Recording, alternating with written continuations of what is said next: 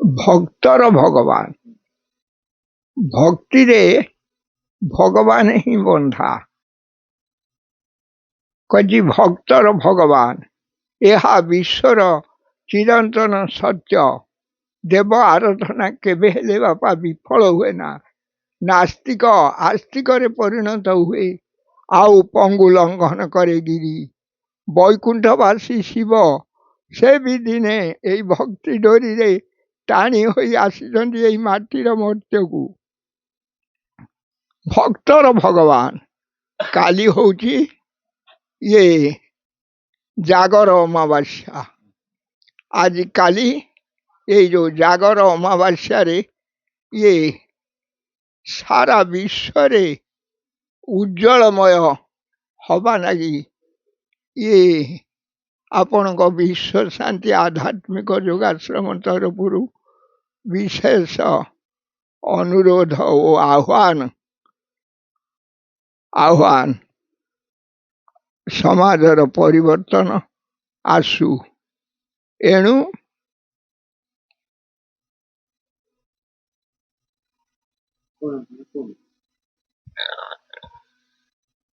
ସେଥିଲାଗି କହିଛି ଭକ୍ତର ଭଗବାନ। ଏହା ବିଶ୍ୱର ଚିରନ୍ତନ ସତ୍ୟ। ଦେବ ଆରାଧନା କେବେ ହେଲେ ବିଫଳ ହୁଏ ନା। ନାସ୍ତିକ ଆସ୍ତିକରେ ପରିଣତ ହୁଏ, ଆଉ ପଙ୍ଗୁ ଲଙ୍ଘନ କରେ ଗିରି। ବୈକୁଣ୍ଠବାସୀ ଶିବ ସେ ବି ଦିନେ ଭକ୍ତି ଡୋରିରେ ଟାଣି ହୋଇ ଆସିଛନ୍ତି ଏଇ ମାଟିର ମର୍ତ୍ତ୍ୟକୁ। ସେ ଲାଗି ଶ୍ରୀକୃଷ୍ଣ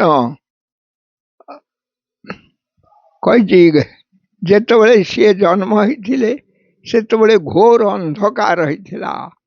କହିଛି ଘୋର ଅନ୍ଧକାର ନିଶି ଚମକେ ବିଜୁଳି, ଗରଜେ ବାଦଲ ଘଡ଼ଘଡ଼ି ମାରେ ତାଳି।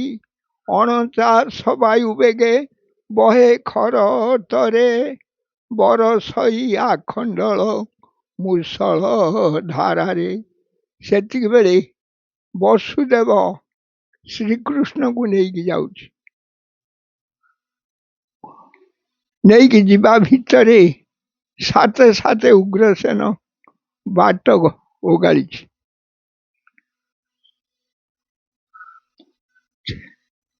ବାଟ ଓଗାଳିଛି, କହିଲା ନ ଛାଡ଼ିବି ପଥ ମୁହିଁ କହୁଅଛି ସତ।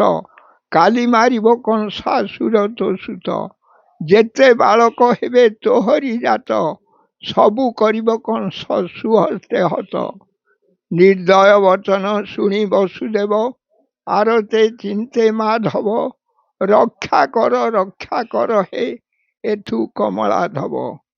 ପିତାଙ୍କ ବିକଳ ଶୁଣି ଆଦିମୂଳ, ବୋଲନ୍ତି ରେ ଉଗ୍ରସେନ, ବାପା ଛାଡ଼ି ଦିଅ ପଥ ନ କର ପ୍ରଘଟ, ଆମ୍ଭେ ସ୍ୱୟଂ ଭଗବାନ। ସେଠୁ ଉଗ୍ରସେନ କହିଛି, ତୁ ଯଦି ସ୍ୱୟଂ ଭଗବାନ କାହିଁ ଦେଖା ତୋ ବିଶ୍ୱରୂପ, ଶଙ୍ଖ ଚକ୍ର ଚିହ୍ନ କାହିଁ ଦେଖା। ସେତିକିବେଳେ କହିଛି, ଭକତିରେ ବନ୍ଧା ଭକ୍ତର ଅଧୀନେ, ବିଜେ ପ୍ରଭୁ ପଦ୍ମାନନ। କମନୀୟ କାନ୍ତି ଚତୁର୍ଦ୍ଧା ମୂରତି, ଭକ୍ତେ ଦେଲେ ଦର୍ଶନ। ସେଇଠି ଭକ୍ତକୁ ଭଗବାନ ଦର୍ଶନ ଦେଇଛନ୍ତି। ଉଗ୍ରସେନକୁ ଦେଇଛନ୍ତି। ଯେତେବେଳେ ଶୂନ୍ୟବାଣୀ ହେଇଛି, ଉଗ୍ରସେନ ଆରେ ଛାଡ଼ି ଦିଅ ପଥ ନ କର ପ୍ରଘଟ, ଆମ୍ଭେ ସ୍ୱୟଂ ଭଗବାନ। ସେତିକିବେଳେ ଇଏ ଶ୍ରୀକୃଷ୍ଣଙ୍କୁ ନେଇକି ବଦଳେଇକି ଘିନି ଆଣିଲେ, କନ୍ୟା ଘିନି ଆଣିଲେ, ଆଣିକି ଥୋଇଦେଲେ।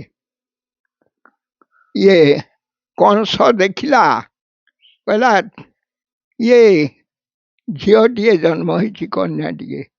ଇଏ ଏଠୁ କହିଲା, ଏ ଅଷ୍ଟମ ଗର୍ଭ ଅଟଇ ବୈରୀ ମୋହରି, ଏହାକୁ ମୁଁ ସୁହସ୍ତରେ ପକାଇବି ମାରି। ଦର୍ପ ଭରେ କୋଳୁ କନ୍ୟା ଛଡ଼ାଇ ଆଣିଲା, ବେନିକର ଧରି ଶିଳା ପରେ କଚାଡ଼ିଲା। ଯେ ଦେବୀ ଜଗତ ସଂହାରେ, କାହାର ବଳେ ତାକୁ ମାରେ। ଇଏ କଂସର ହସ୍ତରୁ ଉଛୁଳି ଶୂନ୍ୟରେ ଗଲା ସେଇ ଚଳି। ସେ ଶୂନ୍ୟ ହରଣ ହେଇଗଲା। ଦେଖି ଦେଇକି କଂସ ଭୟରେ ସେ ଶୂନ୍ୟବାଣୀ ହଉଛି, ରେ କଂସ ଶୁଣ ମୋ ଉତ୍ତର, ତୋର ବୈରୀ ଚକ୍ରଧର ତୁ ମୋତେ ନ ଜାଣି କଚାରୁ ନିୟତ ପଥ କିମ୍ପାହୁଡ଼ୁ ଆରେ ଗୋପରେ ବଢ଼ୁଛି କୁମର ନିଶ୍ଚେ ବଢ଼ିବ କଂସାସୁର ଆଉ ତୁ ମରିବୁ ସୁନିଶ୍ଚିତ ତତେ କେହି ରକ୍ଷା କରିପାରିବେନି। ସେଥିଲାଗି ଏ କହିଛି भक्ति रख कहती लगा ले प्रेम ईश्वर से अगर तू मोक्ष चाहती है। अरे नहीं है पाताल के अंदर नहीं है आकाश के ऊपर सदा भी पासे भी तेरे तो पाखे पाखे बॉडी गार्ड भलिया निजे भगवान रही रे से तते ठीक भूल प्रश्नर उत्तर सी दौरान तू ता कथा माने आउ कहा कथा न शुणु ସେଥିଲାଗି ତୁ ସେତିକି ରଖିପାରିବୁ ଯଦି ଆଉ ଦୃଢ଼ ଭକ୍ତି ରଖିପାରିବୁ ଯଦି ଆଜି କାଲି ହେଉଛି ମହାଶିବରାତ୍ରି। ମହାଶିବରାତ୍ରିରେ ଇଏ ତୁମେ ଏକମାତ୍ର ଲକ୍ଷ୍ୟ ରଖ ଏଇ ପ୍ରଭୁଙ୍କ ପ୍ରତି ଦୃଢ଼ ଭକ୍ତି ରଖ ମୁକ୍ତିର ଅଧିକାରୀ ହେବ। କହିଛି ଦୃଢ଼େ ଚରନ୍ତି ମୁଢ଼େ ଚରନ୍ତି ମଝି ମଝିକା ବୁଡ଼ିକି ମରନ୍ତି। ଯାହାରେ ଦୃଢ଼ ଭକ୍ତି ଅଛି ସିଏ ମୁକ୍ତି ପାଏ। ମଝି ମଝିକା ହତାଶିଆ ହୁଅନ୍ତି ଆଉ ମୂର୍ଖ ଶୁଣିକି ପାର ପାଇଯାଏ। ଏଣୁ ଭଗବାନ ସର୍ବତ୍ର ବିଦ୍ୟମାନ ଅଛନ୍ତି। କାଲି ଶିବରାତ୍ରିରେ ସମସ୍ତେ ସେଇ ପ୍ରଭୁଙ୍କ ଲକ୍ଷ୍ୟ ପାଇବା ପାଇଁ ଏକମାତ୍ର ଲକ୍ଷ୍ୟ ରଖ ମୁକ୍ତିର ଅଧିକାରୀ ହେବ। ଜୟ ଜଗନ୍ନାଥ ଜୟ ଜଗନ୍ନାଥ।